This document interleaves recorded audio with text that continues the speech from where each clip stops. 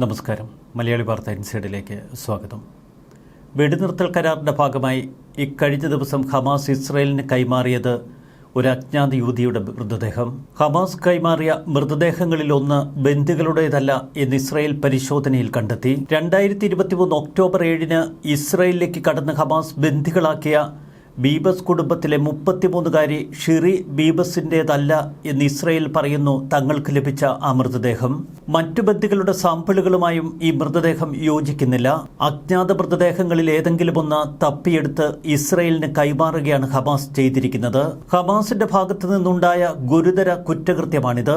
മറ്റു ബന്ദികൾക്കൊപ്പം ഷിറിയുടെ മൃതദേഹവും എത്രയും പെട്ടെന്ന് ഇസ്രയേലിന് കൈമാറണമെന്ന് IDF ആവശ്യപ്പെട്ടു. ഇല്ലെങ്കിൽ ഹമാസിനെ കാത്തിരിക്കുന്നത് നരകതുല്യമായ ദിനങ്ങളായിരിക്കും. കഴിഞ്ഞ ദിവസം കൈമാറിയ 4 മൃതദേഹങ്ങളിൽ 2 എണ്ണം ഷിറിയുടെ മക്കളായ ഏരിയലിൻ്റേതും കബീറിൻ്റേതുമാണ് എന്ന് സ്ഥിരീകരിച്ചു കഴിഞ്ഞു. ഏരിയലിന് 4-ഉം കബീറിന് 10 മാസവും പ്രായമുള്ളപ്പോഴാണ് അവർ മൃഗീയമായി കൊല്ലപ്പെട്ടത്. അതിക്രൂരമായി കുട്ടികളെ കൊലപ്പെടുത്തിയെന്ന് IDF പറയുന്നു. ഫോറൻസിക് പരിശോധനയിൽ ഇത് വ്യക്തമാണ്. 2023 നവംബറിൽ ഇസ്രയേൽ നടത്തിയ മിസൈൽ ആക്രമണത്തിലാണ് ഷിറിയും മക്കളും കൊല്ലപ്പെട്ടത് എന്ന് ഹമാസ് പറയുന്നു. എന്നാൽ ഇസ്രയേൽ പരിശോധനയിൽ ഇത് പൂർണ്ണമായും തെറ്റാണ് എന്ന് വ്യക്തമായി. ബന്ദികളുടേതെന്ന പേരിൽ ഏതെങ്കിലും അജ്ഞാത മൃതദേഹാവശിഷ്ടങ്ങൾ ഇസ്രയേലിന് കൈമാറി തടി തപ്പുക ഇനി എളുപ്പമല്ല എന്ന് ഹമാസിന് വ്യക്തമായിരിക്കുകയാണ്. അതുകൊണ്ട് തന്നെ ശക്തമായ നീക്കങ്ങൾക്കാണ് ഇപ്പോൾ ഇസ്രയേൽ ഒരുങ്ങുന്നതും. 32 വയസ്സുകാരി ഷിറി ബിബാസും അവരുടെ 2 ആൺമക്കളും മരിച്ചുവെന്ന വാർത്ത ഇസ്രയേലിനെ സങ്കടക്കടലിലാഴ്ത്തി. ഹമാസ് ഭീകര സംഘടനയുടെ കടുത്ത നിയമലംഘനമാണിത്. കരാർ പ്രകാരം മരിച്ച 4 ബന്ദികളെയും തിരിച്ചയക്കാൻ അവർ ബാധ്യസ്ഥരാണ്.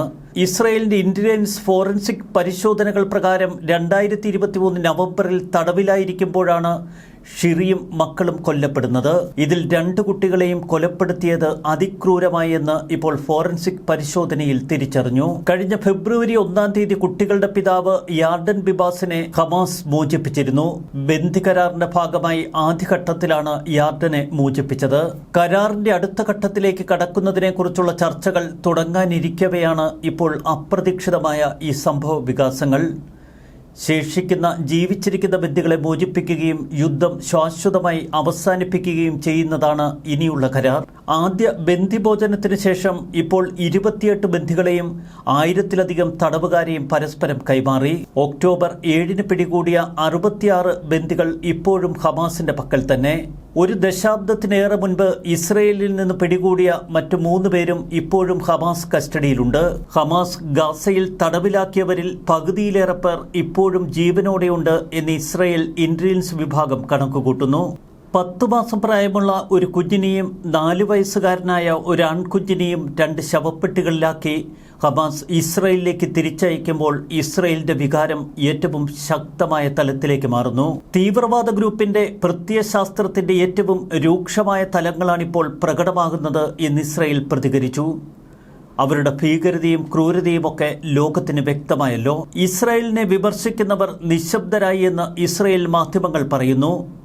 ഇസ്രയേലിനെ വിമർശിക്കാൻ ഒട്ടനവധി രാജ്യങ്ങൾ ഒരുപാട് സമയം കണ്ടെത്തി. അവർക്ക് മുന്നിലാണ് ഈ 2 പിഞ്ചു കുഞ്ഞുങ്ങളുടെ ശവമഞ്ചം ഞങ്ങൾ സമർപ്പിക്കുന്നത്. ലോകത്തിനു മുന്നിൽ ഇപ്പോൾ ഒരു നടുങ്ങുന്ന വിങ്ങലായി ശവപ്പെട്ടികളിലെ ബിബാസ് കുട്ടികൾ. ഹമാസ് സേനയെ ആക്രമിക്കാൻ ശ്രമിക്കുന്നതിനിടയിൽ 2023 നവംബറിൽ IDF നടത്തിയ മിസൈൽ ആക്രമണത്തിൽ ബിബാസ് കുടുംബം കൊല്ലപ്പെട്ടു എന്ന തിയറി പ്രചരിപ്പിക്കാനാണ് ഇപ്പോൾ ഹമാസ് ശ്രമിക്കുന്നത്. ശാസ്ത്രീയമായ പരിശോധനയിൽ എങ്ങനെയാണ് ബിബാസ് കുഞ്ഞുങ്ങൾ കൊല്ലപ്പെട്ടത് എന്ന് ഇസ്രയേൽ മനസ്സിലാക്കി. 10 മാസം പ്രായമുള്ള ഒരു കുഞ്ഞിനെയും 4 വയസ്സുള്ള ഒരു പിഞ്ചു കുഞ്ഞിനെയും തട്ടിയെടുക്കുക വഴി ഭീകരത അതിൻ്റെ ഏറ്റവും ക്രൂരമായ തലത്തിൽ ലോകം കാണുന്നില്ലേ എന്ന് ഇസ്രയേൽ മാധ്യമങ്ങൾ ചോദിക്കുന്നു. ഹമാസിന്റെ ഉന്നത കമാൻഡർമാരാണ് ഇത്തരമൊരു ക്രൂരത ചെയ്തതെങ്കിൽ എന്തുകൊണ്ട് ഹമാസിന്റെ നേതാക്കൾ അത് തിരുത്തിയില്ല? ബിബാസ് കുട്ടികളെ തങ്ങളുടെ തടങ്കലിൽ വെച്ച് അവർ വിലപേശി. അവസരം ലഭിച്ചപ്പോൾ 2023 നവംബറിൽ എന്തുകൊണ്ട് ബന്ദിയാക്കപ്പെട്ട 100 പേരെ വിട്ടയച്ചപ്പോൾ ഈ കുഞ്ഞുങ്ങളെ വിട്ടയച്ചില്ല എന്ന് ഇസ്രയേൽ ചോദിക്കുന്നു.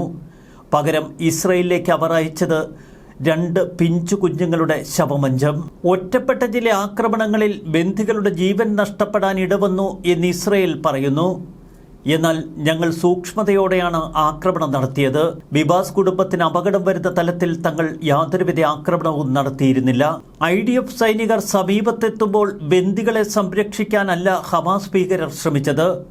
റിസ്ക് എടുക്കുന്നതിന് പകരം ആ ബന്ദികളെ കൊലപ്പെടുത്താനാണ് അവർ മിക്കവാറും ശ്രമിച്ചത് എന്ന് ഇസ്രായേൽ പറയുന്നു. ബിബാസ് കുട്ടികൾ IDF വ്യോമാക്രമണത്തിൽ കൊല്ലപ്പെട്ടു എന്നതിന് ഹമാസിന്റെ പക്കൽ യാതൊരുവിധ തെളിവുകളുമില്ല.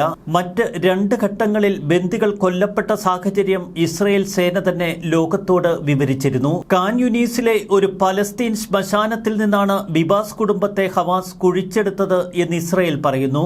നേരത്തെ IDF ആ ശ്മശാനത്തിൽ നിന്ന് ചില മൃതദേഹങ്ങൾ പരിശോധനയ്ക്കായി കുഴിച്ചെടുക്കാൻ ശ്രമിച്ചിരുന്നു.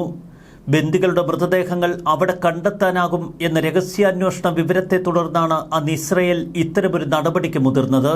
എന്നാൽ ഇത് ആഗോളതലത്തിൽ കടുത്ത വിമർശനങ്ങൾക്കിടവരുത്തി. ഇനിയെങ്കിലും ഞങ്ങളുടെ മനസ്സ് ലോകം കാണണമെന്നാണ് ഇസ്രായേൽ പറയുന്നത്.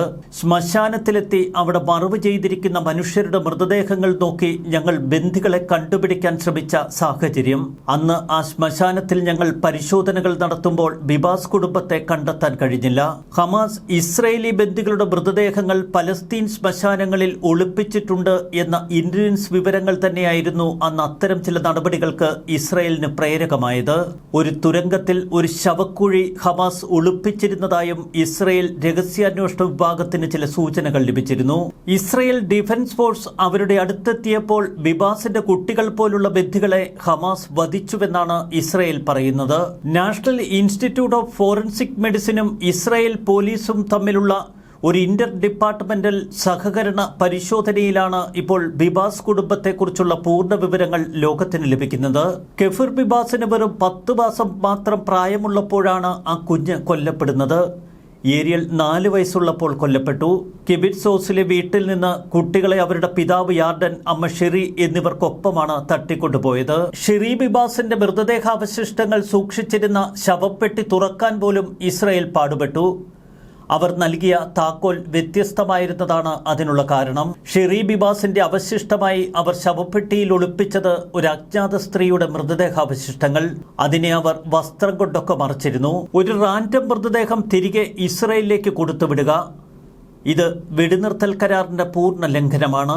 ഐക്യരാഷ്ട്രസഭയിലെ ഇസ്രായേലി അംബാസിഡർ എക്സിൽ കുറിച്ചു, കഫീറിന്റെയും ഏരിയലിന്റെയും അമ്മയായ ഷെറിയെ തിരിച്ചയക്കുന്നതിന് പകരം വിലയില്ലാത്ത ഒരു ചരക്ക് പോലെ ഹമാസ് തിരിച്ചറിയാത്ത ഒരു മൃതദേഹം ഇസ്രായേലിലേക്ക് അയച്ചിരിക്കുന്നു.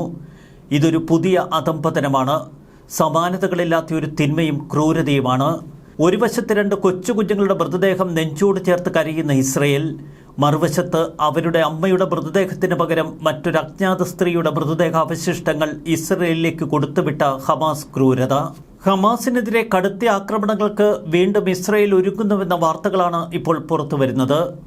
ഇതുവരെ വെടിനിർത്തൽ കരാർ ചർച്ചകൾക്ക് മുൻകൈയെടുത്ത ചില സീനിയർ ഉദ്യോഗസ്ഥരെ ഇസ്രായേൽ ഇപ്പോൾ പൊടുന്നനെ മാറ്റിയിരിക്കുന്നു. 15 മാസമായി ഇത്തരം ചർച്ചകൾക്ക് നേതൃത്വം കൊടുക്കുന്നത് ഷിൻബെറ്റിന്റെയും മൊസാദിന്റെയും ഒക്കെ തലവന്മാരായിരുന്നു. അവരെ പ്രധാനമന്ത്രി ബെഞ്ചമിൻ നെതന്യാഹു ഇപ്പോൾ മാറ്റി നിർത്തി. തന്റെ ദീർഘകാല വിശ്വസ്തനായ ഡെർമറെ ഇസ്രായേൽ ചർച്ചാ സംഘത്തെ നയിക്കാൻ തെരഞ്ഞെടുത്തിരിക്കുന്നു. കഴിഞ്ഞ മാസം പ്രാബല്യത്തിൽ വന്ന വെടിനിർത്തൽ കരാറിന്റെ ആദ്യഘട്ടം മാർച്ച് 1 അവസാനിക്കും.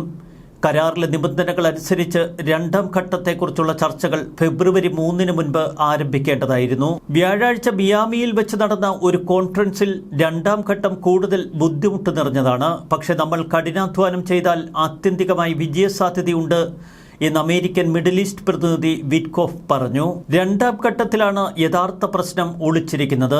2ാം ഘട്ടത്തിന്റെ ഭാഗമായി യുദ്ധം അവസാനിപ്പിക്കേണ്ടതുണ്ട്. ട്രംപിന്റെ വിശദമായ ഗാസ യുദ്ധാനന്തര പദ്ധതി ഈ ഘട്ടത്തിൽ ചർച്ച ചെയ്യപ്പെടണം. പലസ്തീനികളെ കുടിയൊഴിപ്പിക്കുന്നതിനെ കുറിച്ചുള്ളത് മാത്രമല്ല ഇപ്പോഴത്തെ ചർച്ച.